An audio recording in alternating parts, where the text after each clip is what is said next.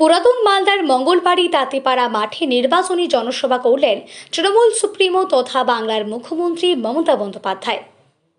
পুরাতন মালদার শুক্রবার দুপুরে পুরাতন মালদার মঙ্গলবাড়ি তাঁতিপাড়া মাঠে মালদা কেন্দ্রের তৃণমূলের প্রার্থী লিপিকা বর্মন ঘোষের সমর্থনে এক নির্বাচনী সভা করেন তৃণমূল সুপ্রিমো তথা বাংলার মুখ্যমন্ত্রী মমতা বন্দ্যোপাধ্যায়। সবাইকে আসন্ন বাংলার নববর্ষে অগ্রিম শুভেচ্ছাও জানান তিনি। এদিন মালদার প্রয়াত বাবলা সরকারের স্মৃতিচারণ করেন মুখ্যমন্ত্রী মমতা বন্দ্যোপাধ্যায়। এদিন নানা ইস্যুতে বিজেপিকে কটাক্ষ করেন তৃণমূল সুপ্রিমো। নাম না করে কেন্দ্রীয় স্বরাষ্ট্রমন্ত্রী অমিত শাহকে একাধিকবার মোটু ভাই বলে উল্লেখ করেন। মালদার মৌথাপাড়ির ঘটনায় এদিনেও তিনি বিজেপি এবং মিমকে দায়ী করেছেন। এসআইআর নিয়ে মুখ্যমন্ত্রীর বক্তব্য, বিজেপির ধর্মই হলো ভোট কেটে দেওয়া, সব ধর্মের মানুষের ওপর অত্যাচার করা, সংখ্যালঘু তো কোনো হিসাবই নেই। এখন পর্যন্ত প্রায় 250 জন আত্মহত্যা করেছে। এদিনের জনসভা থেকে তৃণমূল সুপ্রিমো জানান, নরেন্দ্র মোদী আর অমিত শাহ মনে হলো বাংলা দখল করতে হবে। 24-এর ভোটে মালদা বিধানসভা থেকে বিজেপি জিতেছে, তাই নরেন্দ্র মোদীও অনুপ্রবেশকারীর ভোটে জিতেছেন।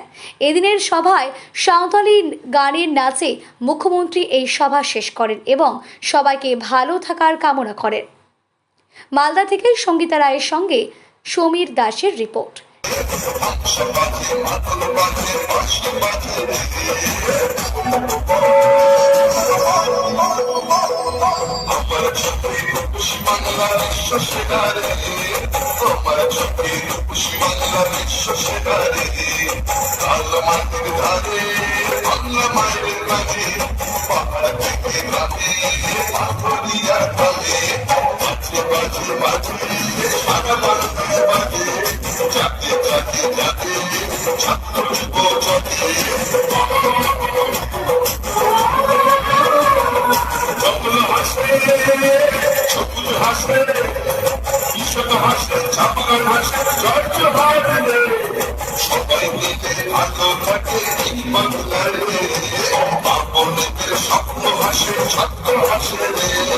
সবাই মিলে ভালো আছে, সবাই খুশি রে, যত হাসে সত্য হাসে ভীষণ হাসে রে।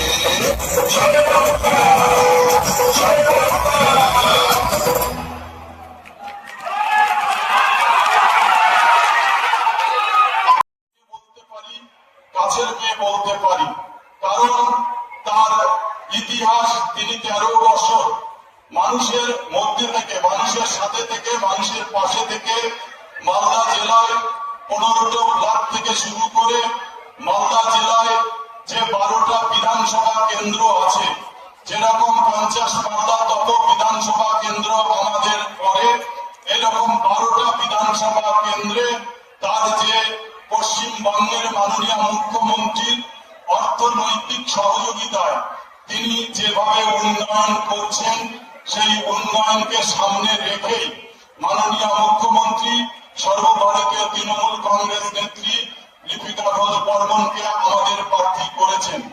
আমরাও আশা করি আমরা এই 50তম মালদা বিধানসভা কেন্দ্র, যে কেন্দ্র থেকে আমরা জোরের সঙ্গে বলতে পারি আমরাও দিদির সম্মান রক্ষা করব এবং অভিষেক বন্দ্যোপাধ্যায়ের সম্মান রক্ষার্থে আমরা 50তম মালদা বিধানসভা কেন্দ্র থেকে লিপিকা বর্মন ঘোষকে বিপুল ভোটে জয়যুক্ত করে আমরা মাননীয় মুখ্যমন্ত্রী তৃণমূল কংগ্রেস নেত্রী মমতা ব্যানার্জির হাতে অর্পণ করব। আমরা চাই যে এখানে আমাদের একজন বিধায়ক ছিলেন, গত 2021 সালে বিধানসভা নির্বাচনে যিনি জয়লাভ করেছিলেন। জয়লাভের পর আমরা লক্ষ্য করেছিলাম এবং আমাদের আশা ছিল যে তাদের কেন্দ্রে যে সরকার আছে, বিজেপি পরিচালিত সরকার, সেই সরকারের মাধ্যমে তিনি আমাদের এই বিধানসভায় এবং পশ্চিমবঙ্গ সরকারের যে সমস্ত এমএলএ গার্ডে টাকা পান, এমএলএ উন্নয়ন তহবিল থেকে যে অর্থ পান, সেই অর্থে তিনি কাজ করবেন। কিন্তু বিগত 5 বছর আমরা দেখতে পেয়েছি তিনি কোনো কাজ করতে পারেননি, তিনি কাজের চিন্তা ভাবনা করেননি। আমরা পুরাতন মালদা পৌরসভায় থাকি, পৌর এলাকায় বিগত 5 বছরে গোপাল চন্দ্র সাহাকে একবারও দেখতে পেয়েছি কিনা আমরা আমার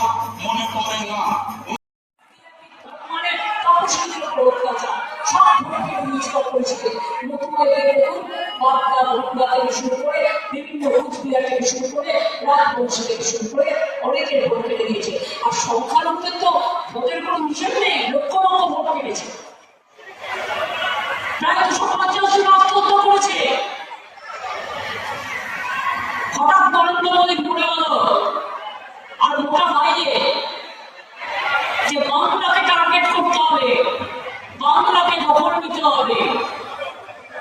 আমি জিজ্ঞেস করবো, মালদা শহরের দুটো সিট লোকসভায়, একটা কংগ্রেসের একটা বিজেপি, তৃণমূল কংগ্রেস কিন্তু পায়নি। আপনার বিজেপির ভোটে আপনি প্রধানমন্ত্রী হয়েছে, যদি 2024-এর ভোটারে